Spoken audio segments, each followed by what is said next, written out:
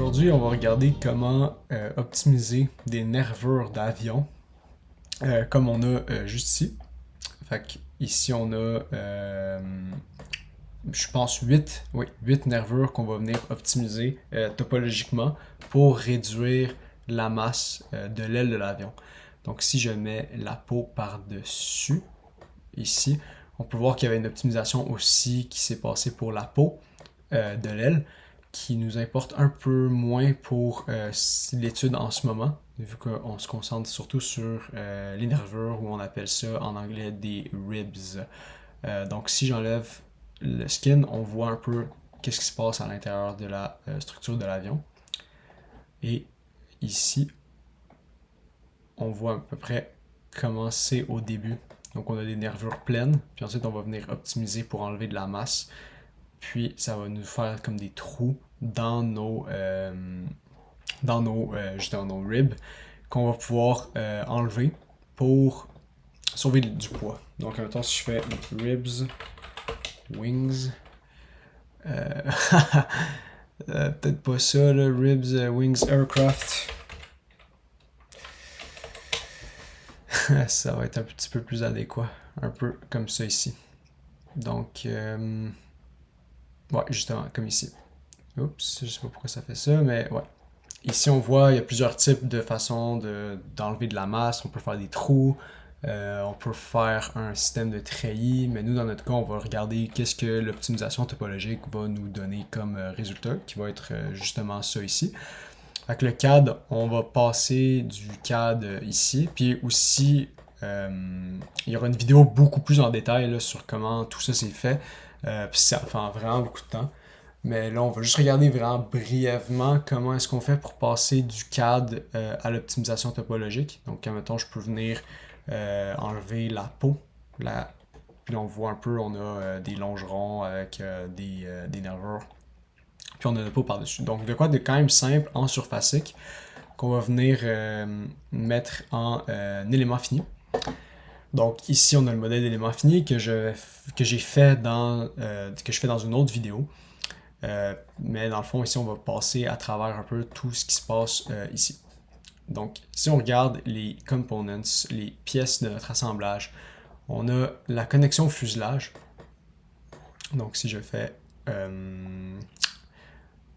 isolate, ici, c'est pas un rib, c'est vraiment la connexion au fuselage. Donc, c'est ici que ça va être rigidement connecté.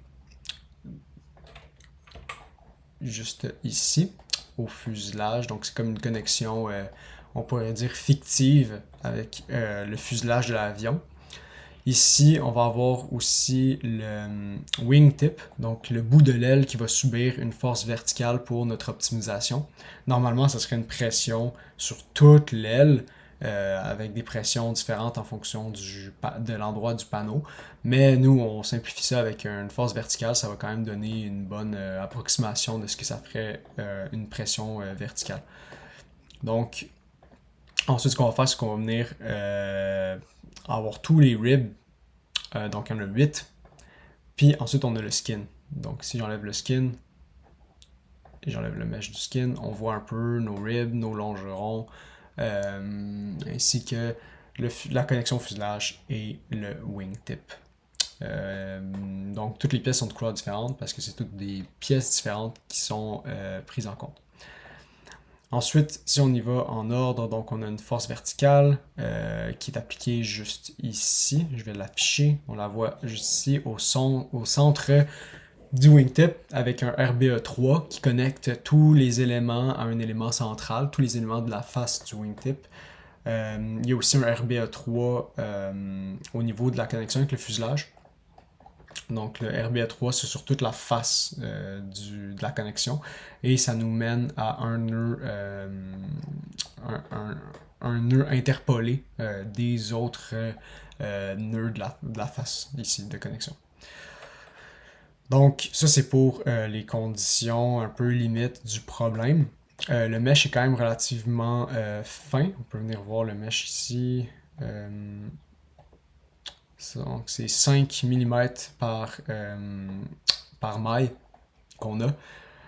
Puis ensuite, on a un cas linéaire qui prend en compte les deux load collectors, que je viens de donner avec les RBE3.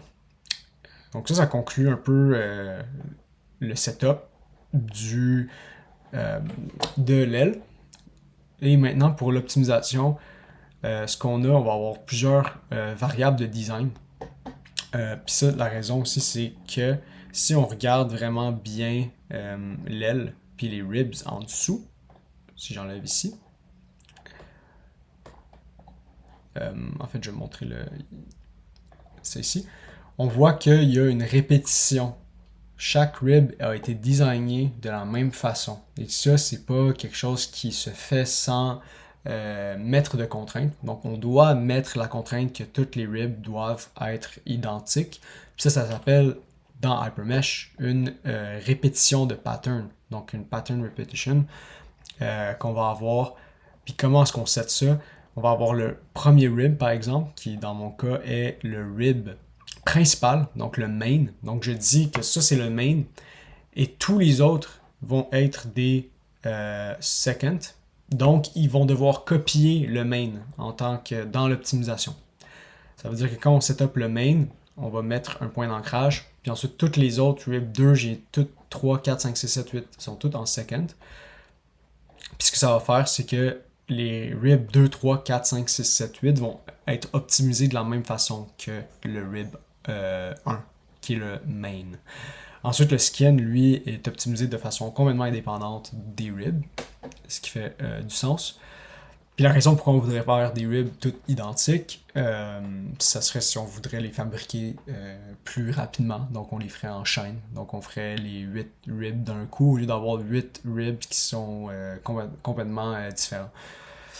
Donc ça c'est les design variables et chacune de ces design variables, donc les variables de design, ont une propriété qui leur est propre pour l'optimisation. Donc chaque pièce a sa propriété, puis ça permet en fait de séparer l'optimisation topologique pour chacune des composantes. Donc on va avoir 12 propriétés. Des réponses, on va en avoir quand même beaucoup. On va en avoir 9. Pourquoi 9? On a une fraction de volume par nervure. Et on a aussi la compliance, donc qui va... En fait, ce qui est notre objectif, c'est de la minimiser pour maximiser la rigidité du design.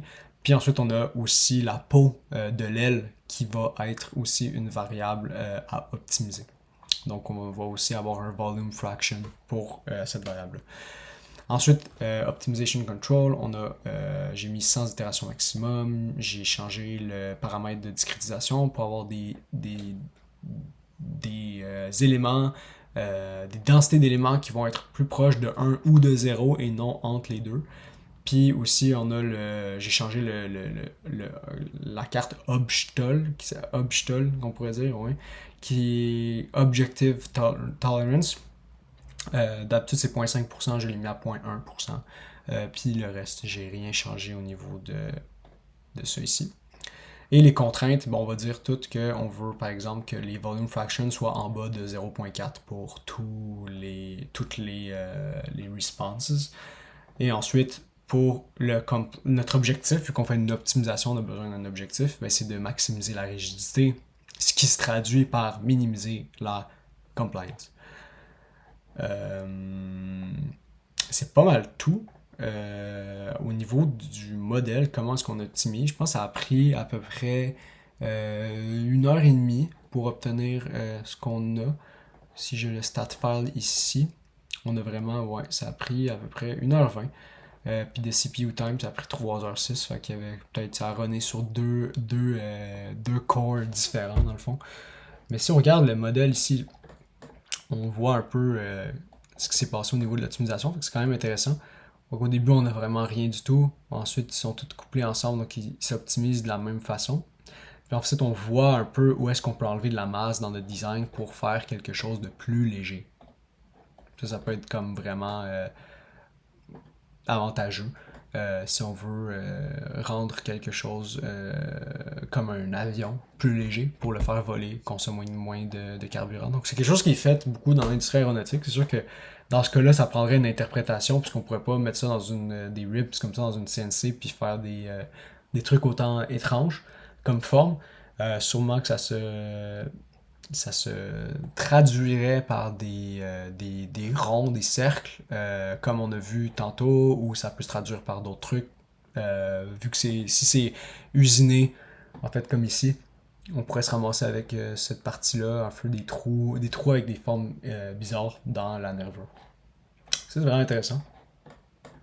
Euh, Puis sinon, le skin, c'est sûr qu'il y aurait probablement du travail à refaire pour l'optimisation du skin, parce que je vois pas trop qu'est-ce qu'on ferait de ça ici. Euh, mais oui, le skin ne m'a pas vraiment intéressé pour l'optimisation, comme vous pouvez peut-être le voir dans l'autre vidéo qui est plus détaillée. Euh, mais c'est pas mal tout, fait que c'était vraiment juste pour montrer comment utiliser le pattern repetition pour l'optimisation topologique. Puis ça, c'est comme un très bon exemple. C'est un exemple que Hypermesh eux-mêmes donnent dans leur documentation, mais ils fournissent pas vraiment d'exemples clairs et concrets pour comment utiliser le pattern repetition. Donc j'ai trouvé ça utile de le mettre dans une autre vidéo puis de montrer qu'est-ce que ça peut accomplir. Donc j'espère que vous aimez bien ça, puis bonne chance avec ce petit feature-là. À plus ça.